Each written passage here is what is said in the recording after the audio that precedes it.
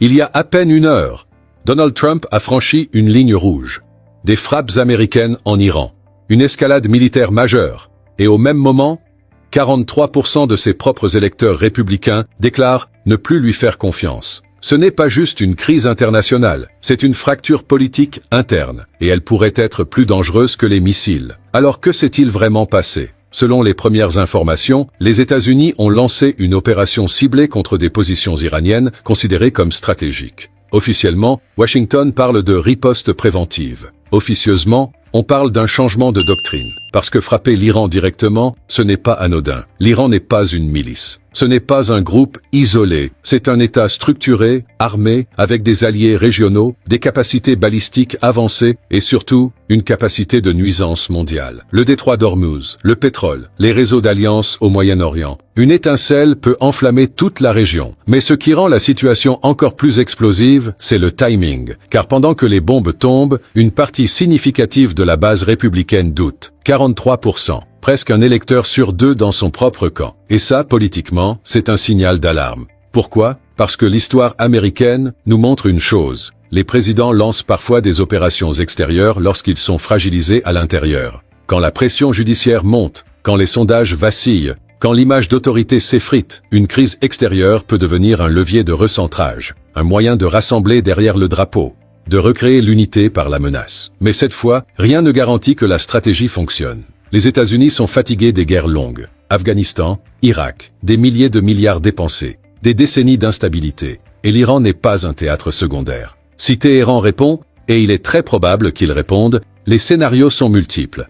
Attaques indirectes via des alliés régionaux, pression sur le trafic maritime, cyberattaques, ou escalade graduelle pour tester la détermination américaine. Chaque réponse iranienne obligera Washington à choisir désescalade ou surenchère. Et plus on monte, plus le coût politique devient élevé. Car à l'intérieur des États-Unis, le Congrès pourrait se diviser. Certains élus républicains ont déjà exprimé leur réticence face à toute nouvelle intervention majeure au Moyen-Orient sans mandat clair. Et si la guerre devient impopulaire, si les pertes s'accumulent, si le prix du pétrole explose, les 43% pourraient redevenir 50%. Et là, ce ne serait plus une fissure, ce serait une rupture. Il faut comprendre une chose, une guerre extérieure modifie toujours l'équilibre intérieur. Elle redessine les alliances, les priorités budgétaires, les rapports de force électoraux. Et à quelques mois d'échéances politiques cruciales, chaque décision militaire est aussi une décision électorale. Est-ce une démonstration de force, un calcul stratégique ou un pari risqué? Pour l'instant, les marchés observent. Les chancelleries retiennent leur souffle. Téhéran prépare sa réponse.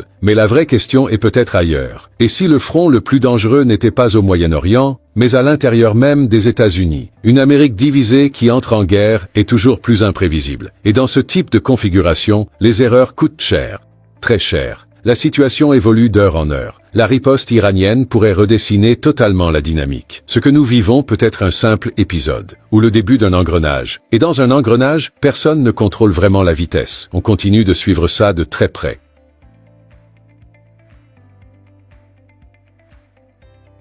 Écoutez-moi bien, là, on n'est plus dans une opération militaire, on est dans un engrenage. Et ce qui est en train de se passer, c'est exactement le genre de scénario où, pendant que tout le monde regarde les explosions, le vrai danger, c'est ce qui se passe dans les coulisses, les mensonges, les contradictions, les alliances qui lâchent et les décisions qui peuvent mettre le monde entier sur un fil. Parce que Donald Trump est en train de perdre le contrôle. Et le plus grave, c'est qu'il commence à le dire lui-même, sans s'en rendre compte. Je vais vous expliquer tout ça, étape par étape. Très simplement, même si vous n'avez pas suivi le dossier depuis le début. Et restez jusqu'à la fin parce que je vais vous montrer pourquoi cette guerre ne ressemble pas à une guerre classique. Et pourquoi le risque principal n'est pas seulement l'Iran. C'est le domino mondial qui est déjà en train de tomber, avec la Chine, les marchés, les alliés et une région entière qui se transforme en brasier. D'abord, voilà le point de départ. Quand un président commence à parler publiquement de plus de morts et de plusieurs semaines de guerre, c'est un signal énorme. Pourquoi? Parce que dans la communication politique, on ne dit pas ça quand on maîtrise la situation. On dit ça quand on est en train de préparer les esprits à ce qui arrive. C'est comme un médecin qui te dit « prépare-toi, ça va être long ». Ça veut dire « ça ne se passe pas comme prévu ». Et Trump a commencé à lâcher ce genre de phrases. Le Pentagone lui aurait dit d'anticiper beaucoup plus de pertes, que la guerre pourrait durer 4 à 5 semaines, voire plus. Ça, c'est l'aveu. Même si personne ne veut le dire clairement, Ils s'attendent à une escalade et ils veulent que l'opinion publique s'habitue à l'idée que des soldats américains vont continuer à mourir. Et là où ça devient encore plus inquiétant, Trump n'a pas seulement parlé de durée et de perte. Il a parlé d'un modèle pour l'Iran. Et il a sorti un truc qui révèle sa vision. Il a évoqué le Venezuela. Alors, traduisons ça en langage normal. Quand il dit « le modèle du Venezuela », il est en train d'insinuer quoi? Pression totale, asphyxie économique, chaos interne, fracture sociale et tentative de forcer un système politique à plier de l'intérieur. Ce n'est pas une stratégie de stabilisation, c'est une stratégie de mise à genoux. Et il a même glissé une idée encore plus cynique. On peut laisser des dirigeants en place tant qu'ils m'apprécient. Vous voyez ce que ça veut dire? Ce n'est plus une question de valeur, ce n'est plus la liberté, ce n'est plus la démocratie. C'est une question de loyauté personnelle. Tu m'aimes, tu restes, tu m'aimes pas, tu dégages. Sauf que la réalité l'a rattrapé en pleine figure, parce qu'en parallèle, Trump est allé faire son cinéma habituel.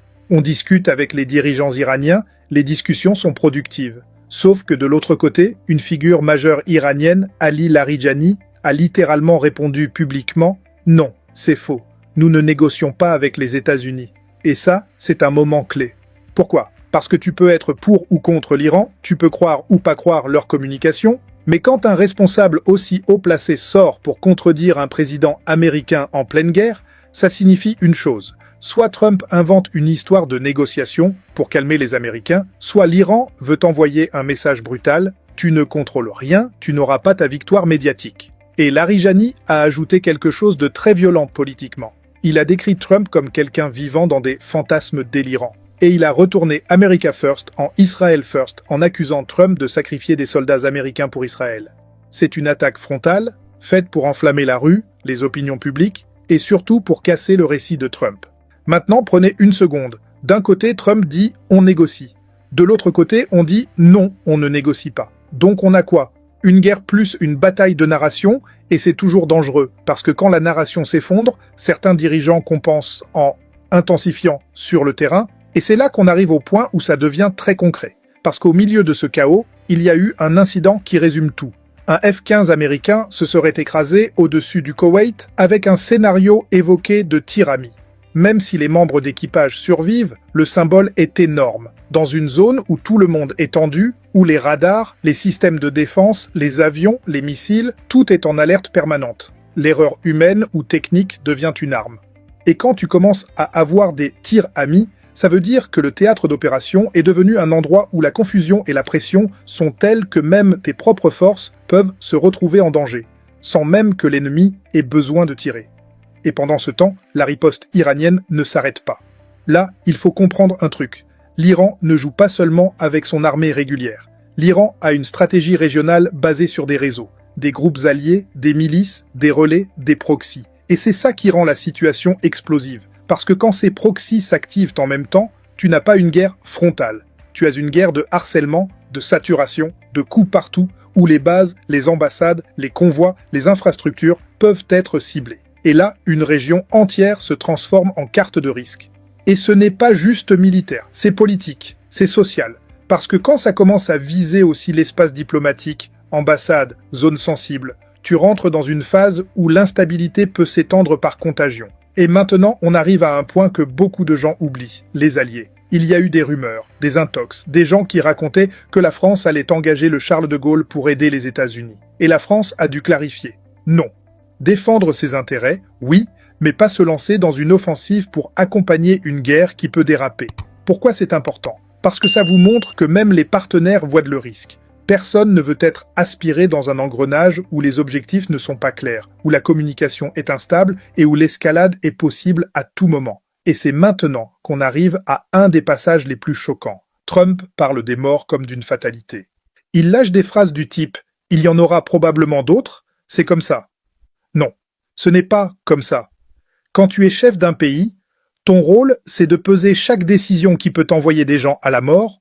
Tu ne transformes pas ça en statistique. Et là, le cynisme est total. Et ce cynisme, il se voit aussi dans une autre chose. Pendant que ça brûle, Trump est aussi en train de jouer un jeu international extrêmement dangereux, avec la Chine.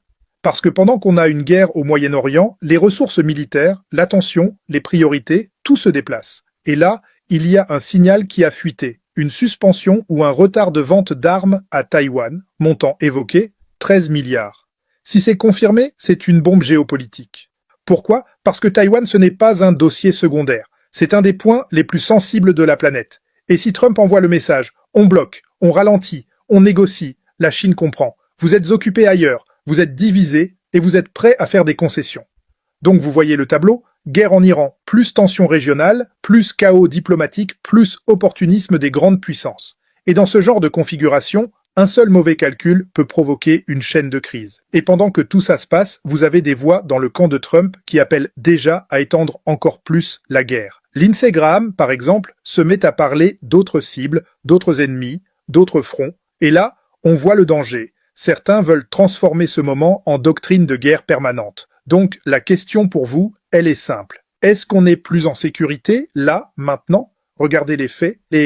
Un président qui parle déjà de plus de morts et de semaines de guerre, un pays adverse qui le contredit publiquement en disant « il ment », des incidents opérationnels graves comme des scénarios de tir ami, une région où les proxys peuvent déclencher des attaques multiples des alliés qui prennent leur distance des marchés qui réagissent, pétrole, inflation, coûts, la Chine qui gagne du levier pendant que les États-Unis s'enlisent, et c'est ça le cœur du problème. Ce n'est pas une guerre maîtrisée, c'est un enchaînement, et l'enchaînement, il est toujours plus puissant que le plan. Et maintenant, je veux que vous restiez avec moi sur un dernier point, parce que c'est là que beaucoup de gens se trompent. Le danger n'est pas seulement ce qui se passe aujourd'hui. Le danger, c'est ce qui se passe demain matin quand les pertes augmentent, quand les images tournent, quand l'opinion se retourne, et quand Trump, au lieu de reconnaître l'échec, cherche un coup pour reprendre la main. C'est souvent là qu'un dirigeant fait la pire décision. Pas au début, mais au moment où il réalise qu'il est en train de perdre. Donc dites-moi en commentaire, vous pensez que Trump est en train de préparer l'opinion à une escalade ou qu'il est déjà dépassé et qu'il improvise au jour le jour?